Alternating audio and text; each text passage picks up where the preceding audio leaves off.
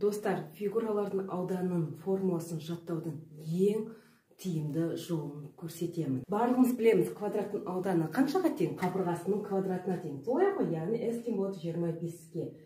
Тіктөртбұрыштың ауданы қаншаға тең? Ені мен ұзындығын көбейтеміз. Ал параллелограммның ауданын қалай табамыз? Яғни қабырғасы мен оған түскен биіктігін көбейтеміз.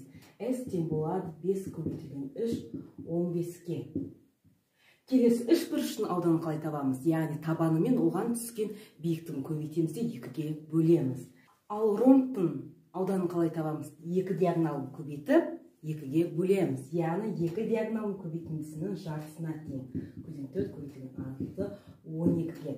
Келесі трапеция берілсе, трапецияның ауданы қаншаға тең? 2 табанын қосамыз, 2-ге бөлеміз, 4-ке көбейтеміз, яғни биіктігіне көбейтеміз. Міне осылай оңай салыстырмалы түрде оңай табуға, оңай жаттауға болады бұл формулаларды.